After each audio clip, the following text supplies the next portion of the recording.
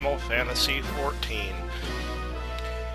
We are now getting into the post 3.0 story, level 60 content, starting with the first of the two optional, again, these optional dungeons really aren't optional, but the first non-story, shall we say, dungeon introduced in 3.0, the Fractal Continuum. What a great name.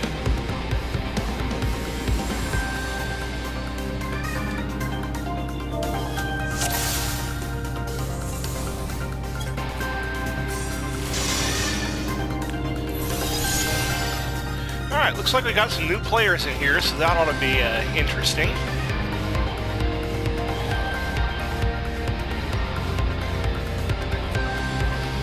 Again, even though there is some gear syncing going on here, this really shouldn't be a big problem with the gear we have. Alright, so this is actually kind of like a museum, if you will, for some of the oddities of the ancient Allagan Empire.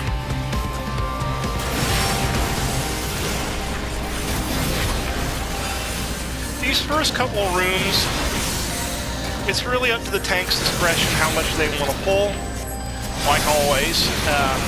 Most tanks will pull a little more than this, but this is a tank that is new to this instance, so he's playing it safe, which as I've said on many an occasion up till now, is perfectly alright.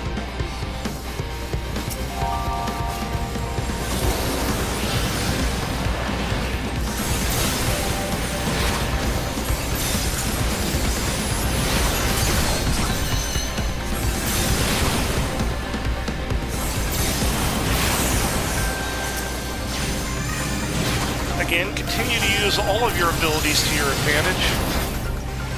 Most notably a Pain Flare, Bane, Death Flare.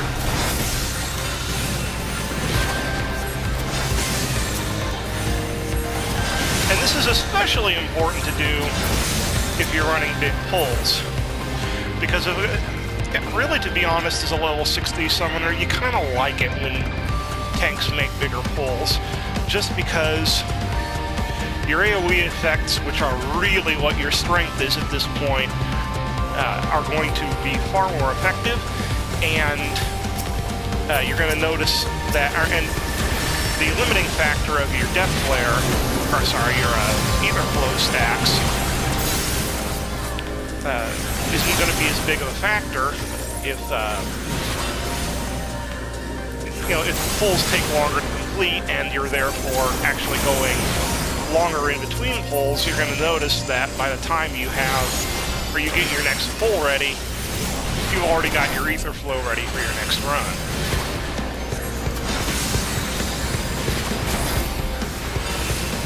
But again, as always, let the tank set the pace. Alright, once you're through these first couple rooms with the kind of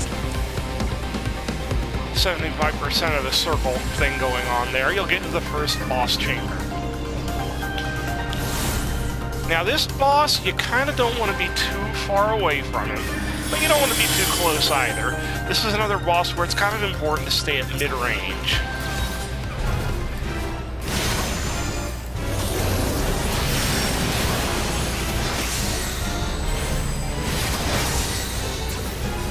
And the reason that you want to kind of be at mid-range is because of a couple of attacks he's going to do in a moment here. Right there. He'll do two wedges that cover half of the arena in that pattern, then he'll do the opposite pattern. If you're too far away, it may be a little tough to get into the right quadrants of the arena. So staying at mid-range usually is close enough to the boss to be able to get into the right quadrant at the right time without being so close that you're worrying about his close-range attacks. About every other time he does those wedge attacks, he'll throw in some circle AoEs. Act accordingly.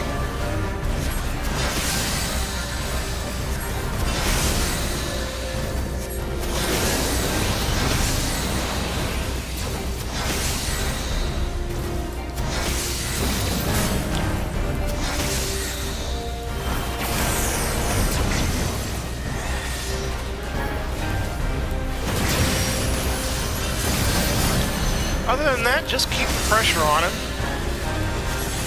If the tank is positioning him in roughly the same place and not moving him around a lot, you're going to notice those wedge attacks basically occur in the same spots every time, as they're related to his orientation on the field. So as long as he's facing the same direction throughout the fight, his wedge attacks will always be in the same places throughout the fight. Now they may alternate as to the order they appear, but if you're standing near the expected border of those two regions, you're not going to have a problem at all dodging those attacks. Your only real problems in this are going to be, well, like at that point there, where the tank moved him around a little bit to dodge attacks. Again, I'm not casting any sort of blame on the tank there. But if the tank is holding him in position the entire fight, it actually does a really good job of keeping the mechanics under control.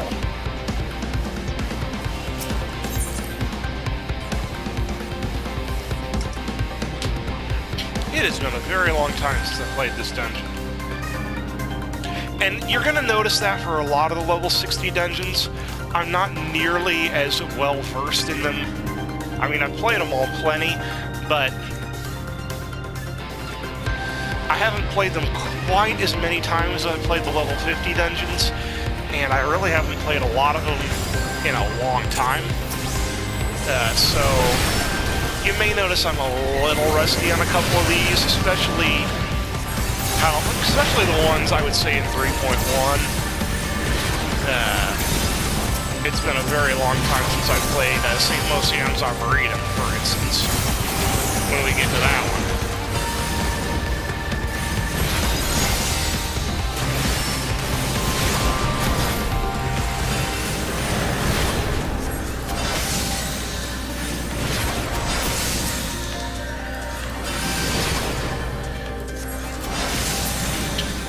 Now, there are a couple of things to watch out on a few of these trash pulls in the second section. In particular, you kind of want to focus down the Nagas. The Exalians there should probably be taken care of sooner rather than later. But the Nagas, I think, are the most threatening, as they do some nasty room-wide AoEs.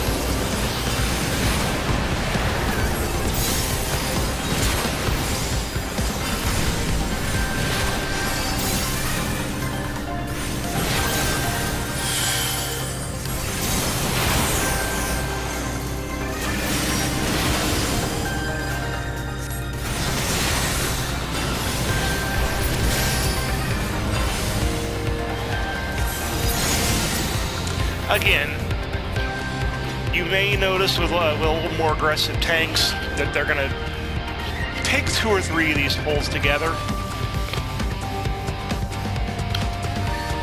But again, if you're running with a less experienced tank or somebody who hasn't played this dungeon before, as I've said on many an occasion, let them take it at their own pace. Don't try to force a tank to take a pull that they're not uncomfortable with.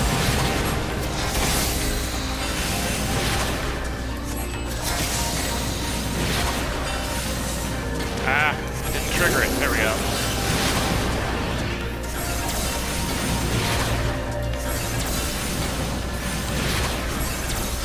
And it now occurs to me I probably should have waited for this combo.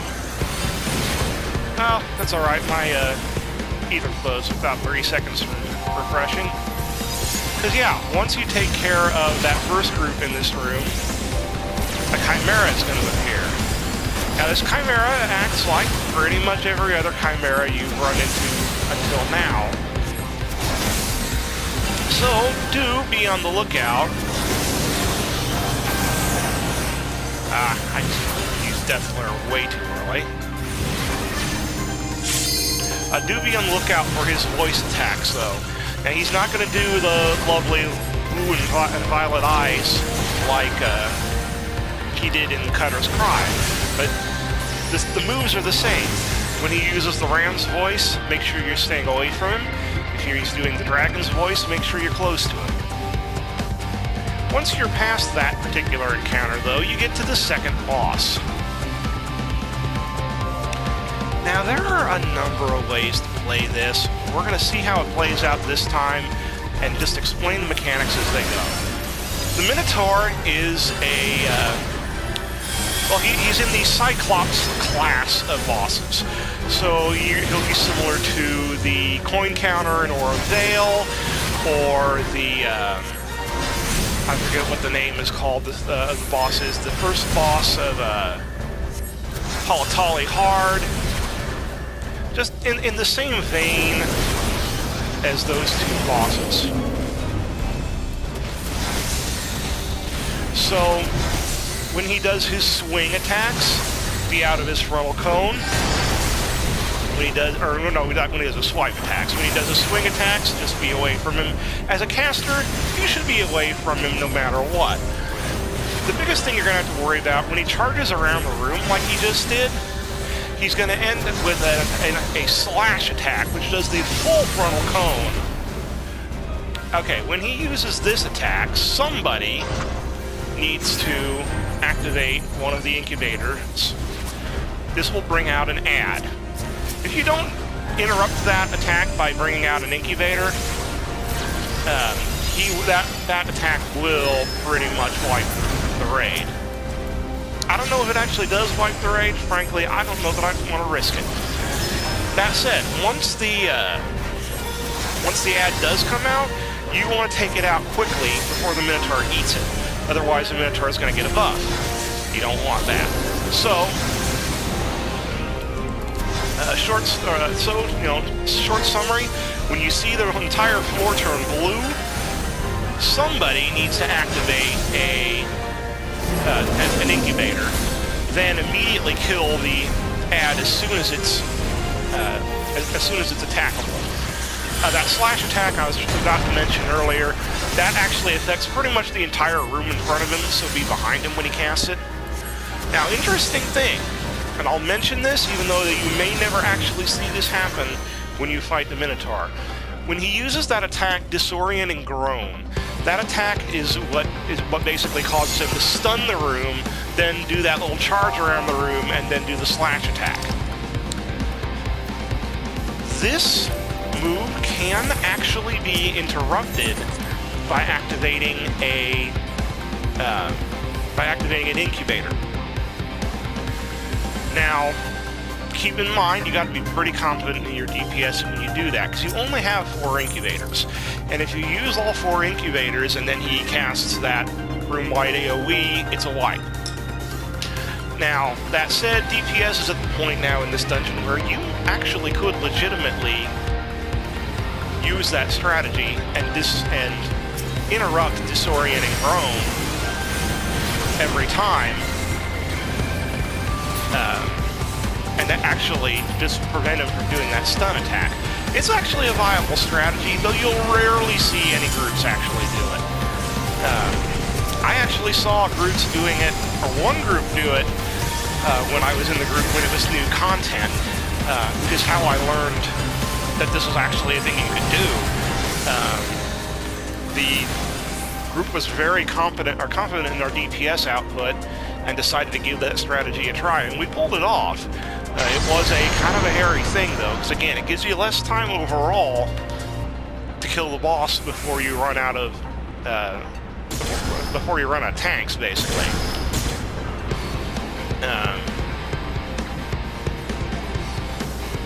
But, you know, again, with gear being what it is now, it actually is a viable strategy, but you may not actually see it.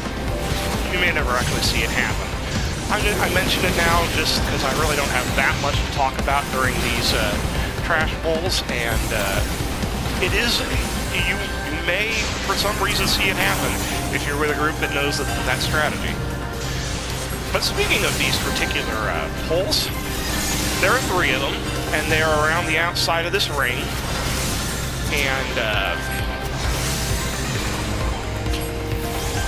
none of them are particularly hard. But you need to defeat each of these 3 sets of ads, and then activate the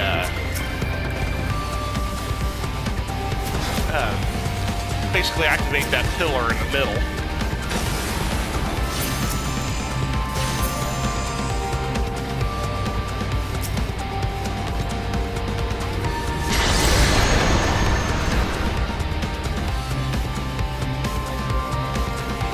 once all three of those control units are activated, these teleporters, which bounce you in between the three sections of the outer ring, will actually point inwards at the platform in the center.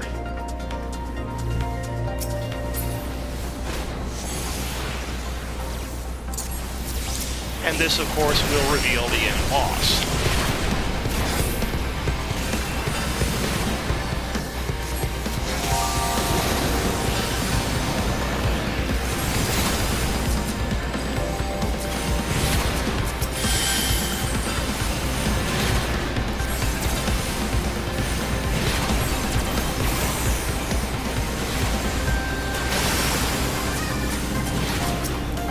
Now, when these interceptor drones appear, they'll appear at the same time as a clockwork reservoir.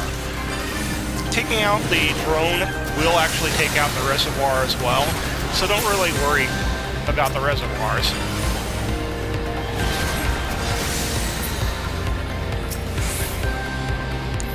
But you do need to take out all adds before the control unit will access.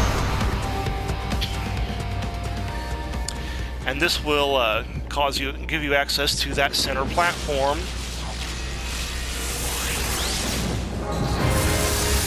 And the boss, the Curator. Remember how I said this was basically a museum? Well, there's the Curator of said museum.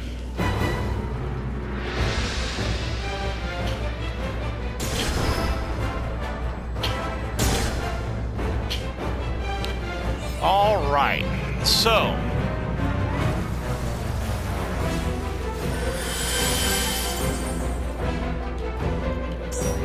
making sure Garuda gets into the arena. Alright, the platforms are the arena is as much of an enemy to you in this boss fight as the enemy himself. So pay careful attention to where you're standing throughout the fight, and I would advise standing near the intersections.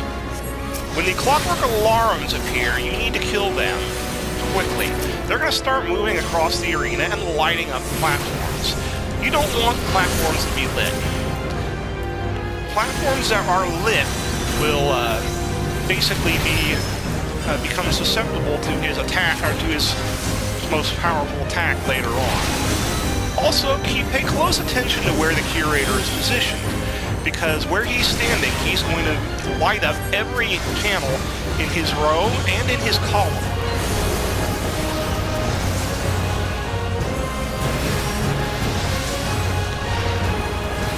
With that attack there, the Educator. Stay off the lit platforms when the Educator goes off, because it hurts anybody who's on those rows and columns. Also, standing on a lit panel will actually give you a damage over time debuff. So, just avoid the lit panels. Also, when you see that big red pillar show up and that little proximity marker, that's a mine. Obviously, you don't want to be on a platform that's mined.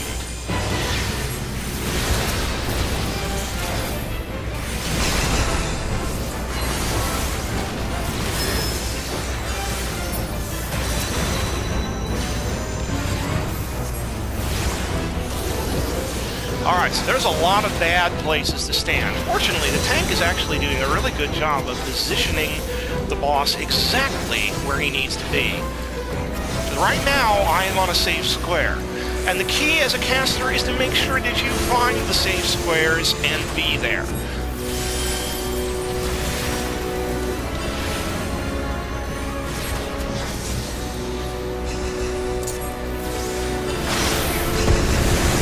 Now, when the Educator goes off, it also clears all mines from the field. So, those spaces are now safe, at least for the moment. Now, the first time you saw the clockwork alarms appear, there were 2 of them. It goes up to 3 the second time, and now it's up to 4. Fortunately, we almost have the boss dead, so the 4 really won't make a difference. When this dungeon first came out, managing those alarms was the key to winning the battle. And it's always up to the DPS to take care of those. Again, not as big of a deal now as it was when the dungeon first came out, but still something you really need to... I'll roll on those, what the heck. still something you really need to worry about. So yeah, that's the the Fractal Continuum. Great dungeon. It was definitely one of my favorite dungeons in the Heavensward series. Next up is going to be, honestly, one of my least favorite dungeons in the Heavensward series, Neverreap. Nothing particularly wrong with Neverreap as a dungeon concept, it's just not very friendly for casters. And you'll see why when we play it. And until then, have a wonderful day.